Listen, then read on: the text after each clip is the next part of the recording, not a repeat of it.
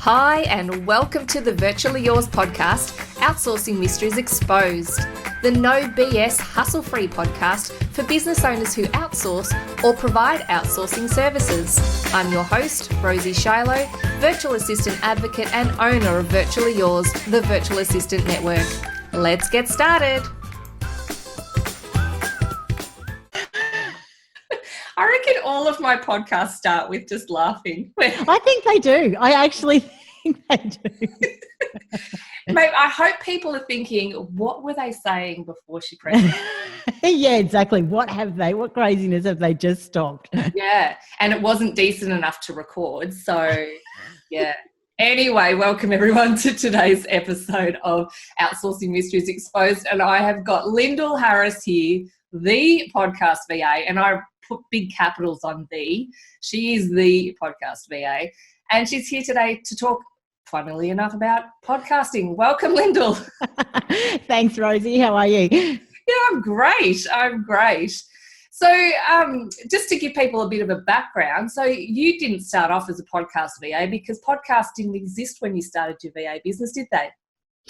Well, technically they did exist, but they weren't huge, and so people weren't really podcasting a lot. So no, I started out doing generic VA when I very first started, and then did some courses and went more into content marketing, helping people with their blogs and their email marketing and stuff like that. And then it was in 2015 I helped a client of mine at the time run a conference for podcasters, and that's what made me realise, actually there's no one helping podcasters, and there's so much, as you know, there's so much work that goes into producing a podcast. Yeah. A friend of mine, a business accountability buddy of mine, sort of talked about it quite a lot, and in the end she was just like, just rip the band-aid off and niche, because there's all that stuff around niching that you're really nervous about. What if it's too fine a niche? So 2015, then 2016 I actually niched and scrapped all the other services. Yeah, and I remember when that happened and I thought, what a brilliant idea, because it is something that was growing and becoming more prevalent. And so many people who just say, I'm so time poor, still manage to fit podcasts in because it is so mobile, obviously. Yes, yeah, absolutely. Right? And people obviously go, well, I love the idea of a podcast and I can talk, but understanding how it works is a whole different ballgame. So today I have asked Lyndal to come along because we're going to talk about some of the blocks people have around starting a podcast and also around outsourcing to get support for their podcast. So Lyndal, hit me up with a couple of reasons why people, that you see most often, and I know that I'm going to tick all of these boxes from before I started mine, that stop people from starting a podcast. Oh, yeah, look, there are so many, there's lots from people sort of would love to podcast, but they don't know what to podcast about, or they have an idea of what to podcast about, but they don't really, work out how to put it into a weekly show or seasons or a fortnightly show. Yep.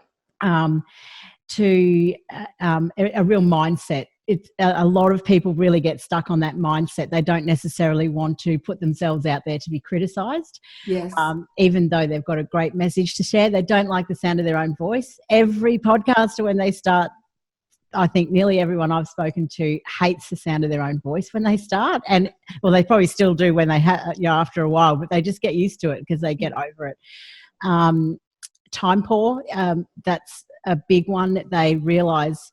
It's interesting. Some people realise how much goes into doing a podcast, whereas others don't realise how much goes in. But time poor can be one, and another big one is just not knowing the technology and not knowing how it all works. How do they edit the audio? How do they even get it onto iTunes? How do they get it out to the world? They're probably the main ones. And I think I ticked all of those when I started, except for the sound of my own voice. I'm so used to it. Love it. It hasn't bothered me for years. It's just never been a factor.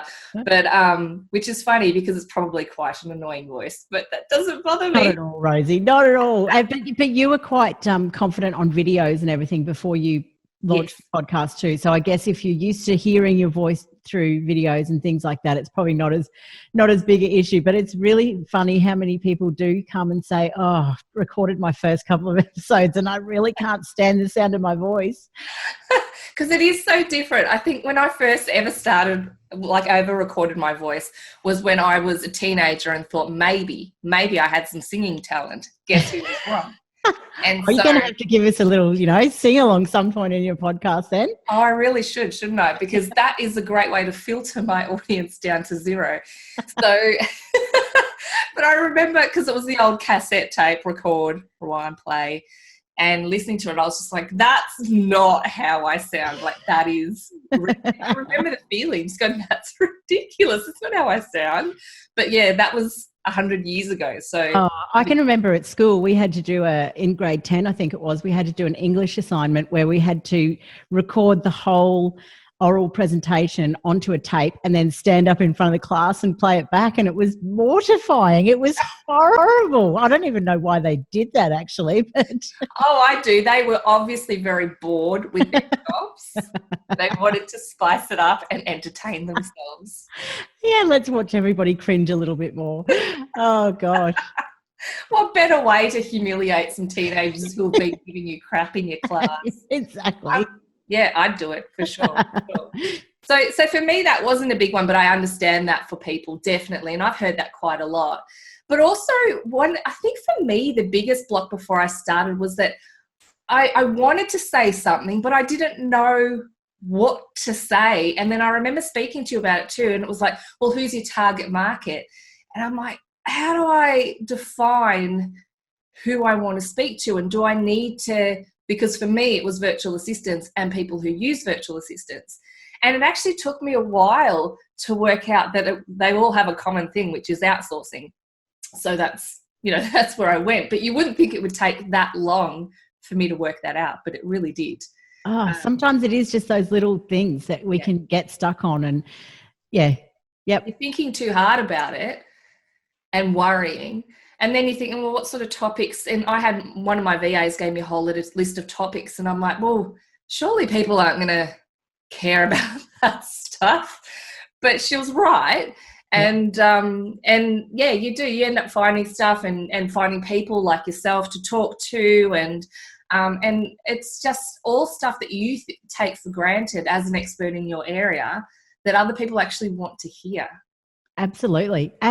We don't think about the knowledge that we have to share. And one thing I would say, great that you've got somebody to help you nut out a list of topics that you can cover, but think about the things that people ask you all the time. Think about, a lot of people are now sort of, or over the years have worked out what to write on a blog. That same content can then be used as a podcast as well. So it's really getting past some of the nuts and bolts of, like, you think, who doesn't, they can go and hear that somewhere else, or people know that stuff already, but they don't necessarily. So absolutely true. Yeah. And how often have you listened to a podcast where they're telling you something you already know, but you needed to hear it again anyway? Oh, absolutely. Absolutely. Yes. Yep. Like all the time. And you're just like, well, geez, yes, all the time. Like, I know this stuff. Why am I not doing it? And it's so important to keep hearing it. Yes. Need that constant reminder. Yeah. And then, of course, there's the technology, as you were talking about. And so I use Whooshka for this. I haven't really explored any other ones because it worked for me first time. But I remember when you were first telling me about the different software and that, you load the stuff up. And I've been someone who's edited audios and video stuff for years, although people will find that funny because I just don't edit these much at all. And so quite comfortable with technology. But even still then thinking, okay, so we've got this thing over here. How does it get over to the podcast apps? And, there's that big mystery around that. And there's quite a lot of confusion, which stops people in their tracks as well, especially if they're not tech explorers, let's call them. Yes. Yeah, absolutely. It's interesting when people think that they will start a podcast. They'll usually think, okay, what microphone do I need? What equipment do I need to do it? And then once you get past that, they get the microphone and then they think, oh, I don't even know what to record it into. So they really get stuck. So you need to just sort of work through the steps of getting your equipment, then getting the software worked out. So if I'm doing interviews, am I going to use Zoom? Am I going to use Skype or Zencaster or a number of other different apps? Mm-hmm. Or if I'm doing solo, what am I going to record it into? Then what am I going to edit in? And then what do I publish to? So there is a whole lot of sort of technology that sits behind it, and so many places to actually go to try and work out what to use. And then there's so many different options. So it can be quite overwhelming and confusing when someone thinks, okay, I'm going to start it. I've worked out what microphone I'm going to use. And do I host with Whooshkaa? Do I go with Libsyn? Do I go with Podbean?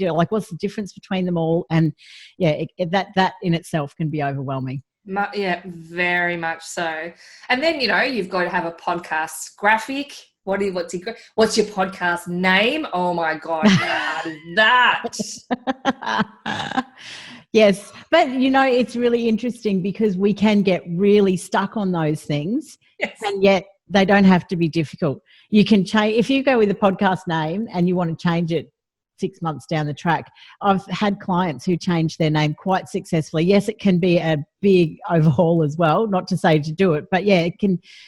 If you really want to get your message out there, get it out there, and you can change some of that stuff down the track. Yes. Yeah, I've said that, you're not a tree so many times lately. You can shift. You can. Yeah. That's the beauty of being self-employed, and people who are doing this stuff, they're self-employed. They're the ones we're talking to today. You can make it what you want. Yep. That's a great thing about podcasting. There's no set length. There's no rules. It's your podcast. You can do what you like with it. So yeah, it's really flexible in that way. Yeah. I've got podcasts as short as 8 minutes and other ones that are like 40 minutes or what have you. It depends on the content, what we want to say and how long it takes to say it. Absolutely. Yeah, absolutely. And it's as long as it's the content is good, clear content, and you're not trying to pad out, I want to make every week's episode 30 minutes and I'm going to pad it out with stuff that is just totally irrelevant. Yeah. Don't do that. No, don't do that. I was nervous when I had my first really short one that I did, and I'm like, oh God, people are going to be like, that's ridiculous. What's happened there? As a listener, I love it when I see someone's done a short podcast. I'm like, yeah, let's just get this in before I do my next thing. And it's just great. And I don't know about you, but I don't always drive for half an hour or 45 minutes. And I like to listen to an episode in one go. Yeah, so absolutely. I love short episodes too. Some of my favorite podcasts are around the 10-15 minute mark. So yeah, it's the same. I suppose it's the same as giving someone a call, one of your clients a call and going, hey, look, I see you've been doing this, pull your head in, this is why, have an awesome day, bye. And that's what we're doing. I love it. It's a different way to look at it, but sure. Why would you hold on for another 20 minutes? Exactly. That's exactly right. Especially when they're like, oh, get off. Yeah, they're like, I need to go and cry now. I hope people don't cry after my episodes, although I have had one person who has said to me, Rosie, I think you were talking to me in that episode, weren't you? I like that people think that I'm talking to them directly. And maybe I was, but I love it. It's relevant to everyone. Otherwise, why would I bother? It is. And, you're probably hitting a lot of people on that level that aren't giving you the feedback because you're just talking how you talk, and you'll hit a lot of people and they hear what they need to hear. So that's the perfect thing about it. It's a really personal way to consume content, isn't it? Video, you do your videos with it. So obviously video connects again because you can see their face, but yeah, it's so much more personal than reading words on a page. It is. One of my favourite episodes that I've listened to recently was one that Suzanne Chadwick did.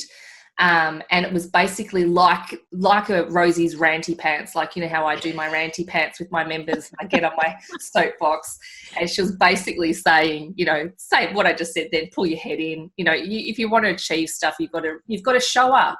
You've got to do what's got to be done, and, all the good things. And it was just her talking, and it was like she was there with you. It's the only podcast I've listened to multiple times because I know I need to keep hearing it. Yes, and that's exactly that message, as you say, like you hear it when you need to hear it. So if you hear it over and over again, that's fine because it hits you when you need to hear it. Yeah, and it's brilliant. That is so brilliant. So, so for people out there who think that they don't have something to say, there is an audience for you. I mean, I'm sure there are people out there that are doing podcasts on how to clip dogs' nails, like, and there'd be a couple of months ago, I would have been hanging out to listen to that because we were having issues with that. Classic. I have a client, and or maybe I shouldn't. It's known that she's my client, so I'm going to say her podcast is cat exploring, and it's so niche, and it's about taking your cats exploring with you, putting them on leads, and going out and about and taking your cats on adventures. And it is so niche, and it is so popular. Yeah. Amazing. Her audience are really engaged. She has a great community, or that they do. Sorry, it's a couple. Yeah. They have a great community. And so you can podcast on anything. It doesn't have to be about your business.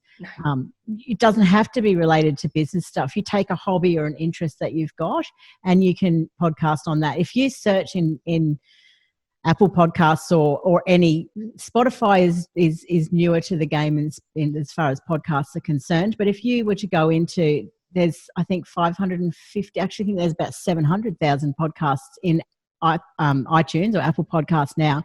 Go and search on some really random topics and look what comes up. It's full on, but it's hilarious. You can podcast on anything. So, cat exploring. Cat Explorer. Yeah, Cat Explorer is the podcast. Well, yeah. Check it out, people. Absolutely.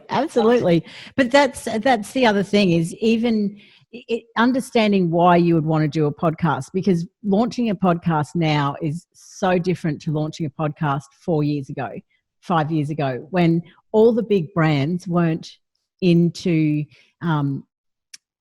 they weren't as into it, and all the big networks and everything. So you're competing now with ABCs and, the big radio networks and Podcast One and all the American podcast networks as well. So whilst I'm not saying that brand awareness or awareness isn't a reason to launch, you might think of it in different ways. So how could you use it in your marketing? You might not be going out there to reach millions of people, but you can still hit your target if you've got a good strategy and you know why you're doing it. So, I think people will listen and there is an audience for you. Just don't think, it's going to be millions and millions. It could be millions and millions of people. But if you go out there with that realistic expectation, then that's you're more likely to succeed in what your goal is.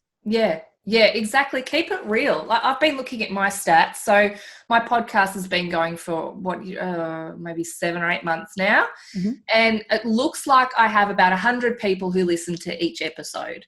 Yep. So, and that's great. So each time I put it out there, there's 100 and it should grow each time. People who I'm able to connect with in a really simple way. And it's been funny, the people who have said to me, I've been listening to your podcast, it's not necessarily going to be the people that you expect. Yeah. But it's always good. It's exciting. You just go, okay, good. That's excellent that you're listening. I really love it. Absolutely. And it's like you standing in front of a room full of 100 people every single week and getting your message to them. So if you thought of it that way, even standing in a room in front of 50 people or 20 people might be enough. So you've just got to know what you want your goal to be, or what will success look like to you, because not all the time, it's not big numbers necessarily. Absolutely agree. Yeah, you've got to figure out what you're trying to achieve from it. Definitely. So with, you've got all your bits and bobs and whatnot. And I know I wouldn't have started my podcast if I didn't know you, because Lyndal has a great podcast checklist, which we'll put a link to, if that's all right, in the show notes. But one of the best things I think people can do, and I'm seeing it around me more often, is when they say, okay, I'm going to do a podcast, is they're going to record it and then they outsource all of that other crazy stuff. So if you think about it that way, how much simpler is it if you're just recording it? So you've got to get your microphone, yes. Get help picking what software you're going to do it in. If it's interviews, Zoom. Actually, I pretty much record all of mine in Zoom, whether it's an interview or not, just to keep it simple. And then you can send that file to someone else and all the magic will be done for you. So you don't need all that angst around the technology and loading and all that sort of stuff. But some people still resist doing that. Why do you think that is? I think it has a lot to do, I guess, with the fact that publishing a podcast isn't necessarily going to see a return on investment quickly, and you're not going to make money from it straight away. Again, I'm not saying that everybody's not going to make money on it. You might have a really niche idea and you might be really great at getting sponsorship and you might make money from your podcast, or you might make enough money to cover production if somebody does it for you. But I think that's probably the biggest hurdle to get over is spending money on something that you know is not going to necessarily bring you money straight back in. That's the biggest hurdle, I guess, I find. And offering a service that is, being a VA who offers a podcasting service, something that's profitable, but something that podcasters can afford. So it's that sort of circle of, do they spend their time learning how to use it? Because obviously there's a cost involved there as well in training and how much time they need to learn using all of the stuff, or do they outsource it when they know there's no money coming in from it? That's probably the biggest one. Yeah. So one of the things I often talk about is knowing what you're worth. And as a business owner, when you're doing your most valuable activity, so that is what it's going to cost you per hour when you're working on it yourself. So yeah, but it's all theoretical money rather than actual cashola. So yeah, it can be quite hard for people to get their heads around. But it's funny because with all of our marketing, yes, we say, look, it's easy to measure our other marketing, but if you've got processes in place where you're asking people how they found you or how they got to know you or how they got to this point, surely your podcast can be in that list and you can start measuring that impact it's having. Yes, yeah, absolutely. I think that's a big one, asking people how they discovered you. I think that's a really great question to ask whenever you come across somebody who's new into your ecosystem, however they got there. Another way is you can have landing pages that are directly related to a podcast episode, and then that way you can see how many people are actually signing up for different things or whatever, but you know that you haven't marketed that anywhere else. You've only marketed through your podcast, and then that way you can see if there's any things that are coming that way. But yeah, I think that's a great idea. I haven't done that. So, having some sort of offer, are you saying, like within your podcast? Yeah. So you might have a landing page that you mention in an episode, and you know that is the only place that you are going to mention that landing page is in a podcast episode, or maybe in a couple if it's relevant to a couple of different topics. Yep. Or different episodes. And then you know that you haven't put it on a Facebook post or in your email marketing, and anyone who signs up from there has come from your podcast. Excellent. I might do that in this one. I'm going to chuck it on. I'm going to have to do some homework and create a landing Absolutely. page. But everybody at the end, the audio is going to change. It's going to change. It's going to be mysterious. And I'm going to give you a link. And I want you to go there and help us measure this. Love it. Excellent. So what are your favourite podcasts? I didn't pre-warn you about this question. Oh, my favourite podcasts. Oh, this is a hard question for me because I have clients who yeah, that's awkward because even I did this to you the other day where I was like, why aren't I on your list? I know. Yeah. Well, I mean, clearly yours is definitely up there. Yes. This is the first one she's going to listen to, but yes. Oh, that's funny. No, I do. I listen to yours. I have got, I like a cross between, I like some business shows. I have to be honest, I used to love business shows and I used to listen to them all the time, and then I got overwhelmed with all the stuff that I knew that do you know that, what's that saying? It's like, it's worse to know the stuff that you don't know than this not knowing the stuff you don't know. Yes. And I think listening and consuming when I was just constantly in that business mode of podcasts, I got a little bit overwhelmed with all the stuff that I thought I should be doing. Yes. And then obviously I had a heap of stuff going on personally. So I was like, oh, I need to hold back on some of those. Yeah. I love listening to some entertainment ones. I do listen to some bloggers ones. So I do listen to some self-help. I've got a couple of clients who do a self-help one called Straight and Curly, and I've loved listening to them. They're on a bit of a break at the moment, but that's an excellent one. I enjoy there's a travel podcast that I like to listen to. So a real mix of podcasts, but I'd probably prefer not to necessarily. Dang. Because if I start to say 2 or 3 or 4 podcasts, and then I think, oh no, hold on, I need to add that one, and I need to add that one. But so that means that so excellent. You can do a test now. Anyone that she didn't mention who is a client of hers, make sure you. I haven't mentioned them. No, I haven't mentioned clients. Yeah, but you haven't. I did actually. I did mention 2, but I do. I do love listening to a range of them. And look, some of the ABC ones I really quite enjoy as well. Yeah. Oh, the variety is absolutely incredible. But coming back to what you said about the information overload, it's kind of like, when people subscribe to too many email tip things and they go, oh my God, it's just too much of what I don't know. It's overwhelming me. It's freaking me out. I hadn't really thought about that, but you could definitely do that with podcasts if you start getting a little bit addicted. And, starting to think, okay, I've got to do that. Oh, that's a great idea. I'll do that. And it gets too much. So you do need to sort of moderate your business advice intake. Yes?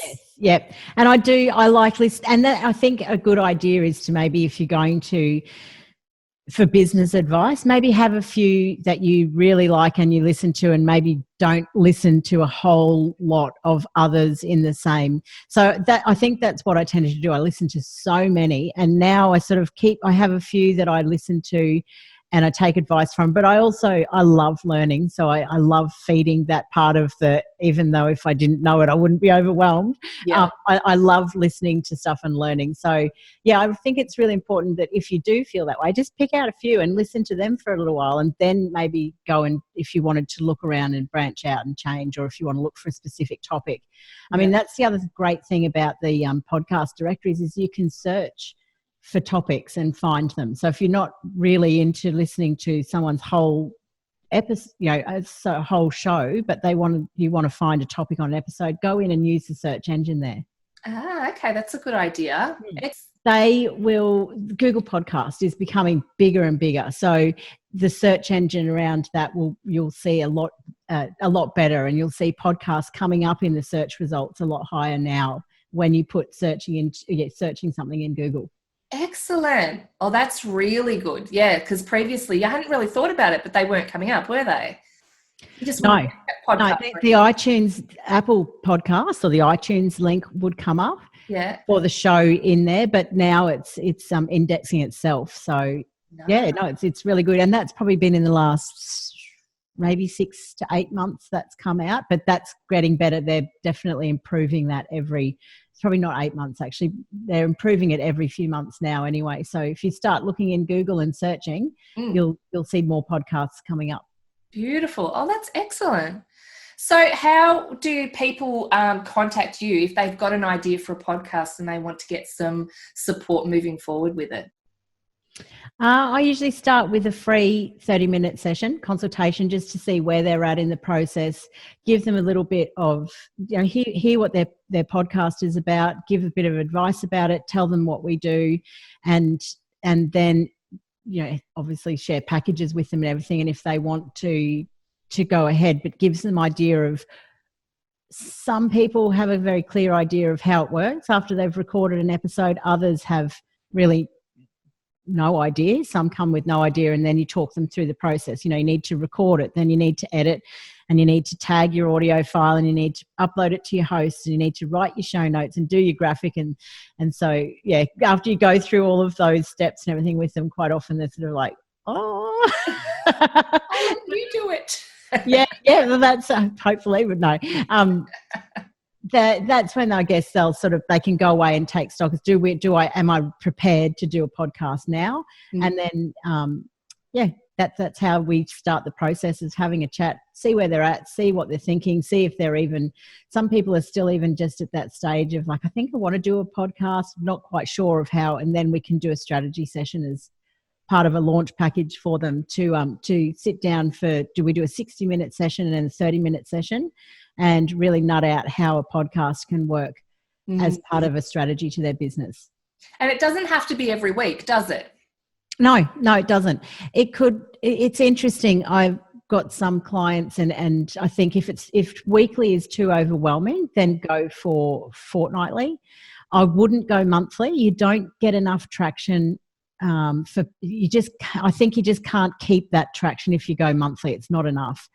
But a lot of people are also doing seasons now, and I think there's a bit of a divide in whether people agree with them or not, but I actually don't think they're a bad thing. I think you can do, it gives the podcaster an opportunity to have a break. So they might say, look, we're going to do seasons of, and it can be any number. You could say 8, 10, 12, 20 episodes, and then we're going to have a break for a few weeks or a few months, and then we're going to come back. Some people will base those seasons on different topics. It might be that we're going to interview different guests for one season and what have you. So it's really, again, it's really flexible there. Some might be solo episodes, some might be interviews. Weekly is probably the most popular, then fortnightly, those two, and then after that, as I say, monthly is probably a bit too far out. Yeah.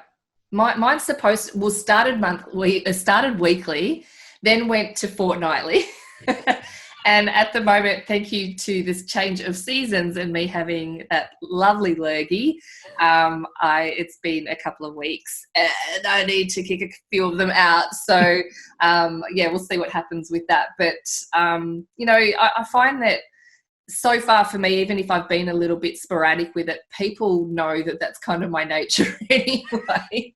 I think that's an important point you make right there. If people understand that the sporadic and it's your nature, your personality, and that's okay. Yeah. But if you go out telling, just set your expectations, I guess. Like if you go out and sort of say, we're going to be a weekly show and we're going to release at the same time every week, and it's really rigid and structured, and then you just stop doing it or you stop changing it without telling people, that's when they get a bit like, oh, I don't know what just happened there. Whereas if you, at least as you're coming to, like, you might sort of say to your podcast listeners, they know you've been away sick or you've gone to fortnightly or whatever, but it's certainly if you were going to end up a season or you're going to end up your podcast, I think definitely let your audience know. Don't just stop doing it altogether. And it's amazing how many podcasts out there that have maybe 6 to 7 to 10 episodes and then they just stop. They stop altogether. So just set those expectations and communicate with your audience. Yeah. Yeah. And that's the thing, there's a very big difference between, as you said, 6 to 8 to 10 episodes that are set as a season, that are tied in a nice little bow and have been communicated as such, versus something that was indicated to be ongoing and then suddenly stopped. Very, very big difference. But if you do it the right way, if you do package it the right way, then it can be a really useful tool instead of sort of this embarrassing thing that you forgot to continue or you just got really sick of. Yeah, or you got too busy or a big project came along or, absolutely. Actually, it's interesting. I've actually got a couple of clients recently who have created a season and released all of them at the same time. So dropped them all and we've recorded, edited, done everything beforehand and then released them all on the same day, but then they put them into different sequences for their marketing. So whether it's email series or so it might look to the audience like it's coming out weekly because they're releasing it weekly, but in actual fact it's all there if people want to go and listen to it. So there's so many different ways to do things. There you go. Sort of like a TV series. The season's out. It's here. Absolutely. Wow, look at how we watch Netflix and Stan and we binge watch everything, and that's why we always say at least launch, if you're going to launch with 3 episodes, so people can have a binge listen and see if they like what they hear and they can subscribe. Yeah. But we're definitely into that binging. We are. We're a shocker. Yeah, absolutely. And another tip for you is batch. Yeah. Batch as much as you can. When I mentioned solo and interview shows before, it's really, you do solo and interview shows. So some of your solo stuff you could hugely batch your solo shows and then just schedule them to go out. So sometimes that's a good use of your product, especially if let's say you've got a list of topics that you want to record. If 3 or 4 of them touch on the same thing, even though they're not all going to go out in that sequence, sit down, record them all, get them done. They're in the bag for you to use down the track. Yeah, especially if you have kids and there's a day there where they're not there. Yeah. Yes. Grab that opportunity. Oh, my God. Oh, gosh. Excellent. So what's your website address, Lyndal? Web address is podcastva.com. Too easy. So podcastva.com for everyone to go and stalk Lyndal, and she'll have that on her site, the checklist and the opportunity to do the free consult, but we'll also put those links in our podcast notes because we do those. But I just want to say a massive thank you, Lyndal, for today. It's so easy to talk about podcasts with you. It's just beautiful. Oh, thank you. Thank you for having me. It is easy. Oh, gosh, yep. See, I could just talk on and on and on, but yeah, no, that's been great. Thank you so much for having me. All right, everybody. So what I'm going to do is I'm going to go and I'm going to create a landing page later, and then I'm going to come back and my audio is guaranteed to sound different. It's not going to be nice and, just awesome. It's just going to be really weird. And then I'm going to give you this URL to go and download. I've got to come up with something awesome for you to download. And let's see if we can measure the intake from this episode. All right? Beautiful. We'll be back Great soon. idea. See you later. See you, Rosie. Hey everyone, it's Rosie and I'm back. I've done my landing page for you.